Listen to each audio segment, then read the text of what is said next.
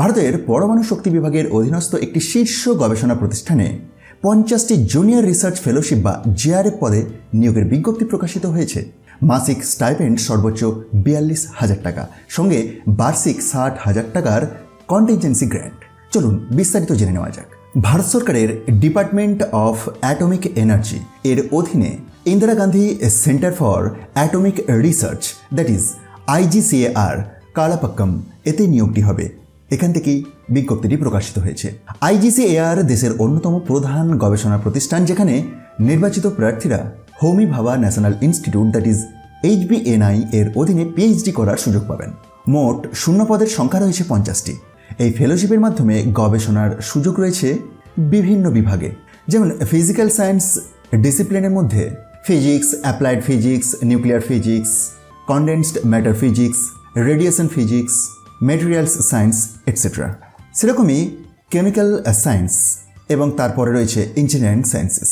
প্রসঙ্গত জানিয়ে রাখি, আপনারা নিজেরাই এই অফিসিয়াল পিডিএফটিকে ডাউনলোড করে ভেরিফাইও করতে পারেন। সেটির জন্য একবার ডেসক্রিপশন বক্সটি চেক করুন, যেখানে টেলিগ্রাম চ্যানেলের লিঙ্ক আছে। সেখান থেকে গিয়ে জয়েন হয়ে যান, কারণ প্রত্যেকটি ভিডিওর যে অফিসিয়াল পিডিএফ সেগুলি টেলিগ্রাম চ্যানেলের মাধ্যমে শেয়ার করা হয়ে থাকে।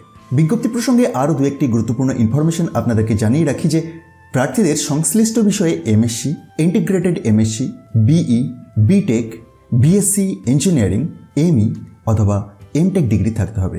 সাধারণভাবে গ্র্যাজুয়েশন এবং পোস্ট গ্র্যাজুয়েশনে ন্যূনতম 55% নম্বর থাকতে হবে।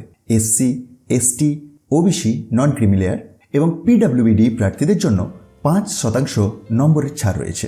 2025-26 শিক্ষাবর্ষের ফাইনাল ইয়ার এর ছাত্রছাত্রীরাও আবেদন করতে পারবেন যদি নির্ধারিত সময়ের মধ্যে চূড়ান্ত মার্কশিট জমা দিতে পারেন। বয়সসীমা প্রসঙ্গে জানিয়ে রাখি, আবেদনের শেষ তারিখ অনুযায়ী সর্বোচ্চ বয়স হতে পারে 28 বছর, তবে বয়সের ছাড় আছে।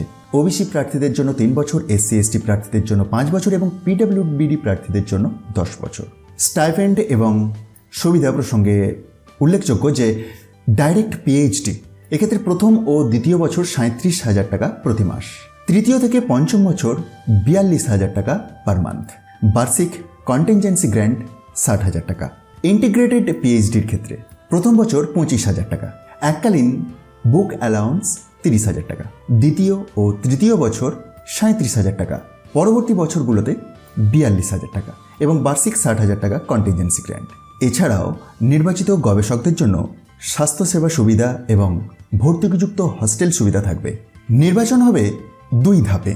তো 4 নম্বর পয়েন্টটি লক্ষ্য করুন, সিলেকশন প্রসিডিওর এর ডিটেলস দেওয়া আছে। স্ক্রিনিং টেস্ট হবে, সম্ভাব্য তারিখ 2রা আগস্ট 2026। পরীক্ষা কেন্দ্রগুলি বিভিন্ন জায়গায় আছে।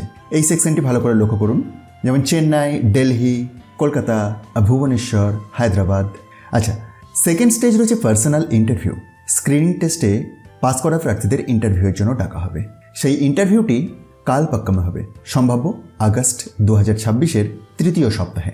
প্রসঙ্গত আরও একটি গুরুত্বপূর্ণ ইনফরমেশন আপনাদেরকে জানিয়ে রাখি, যেসব প্রার্থীর কাছে বৈধ GATE score, UGC CSIR NET fellowship, JEST score রয়েছে এবং IGCAR এর নির্ধারিত কাট অফ পূরণ করেন, তারা স্ক্রিনিং টেস্ট থেকে ছাড় পেতে পারেন।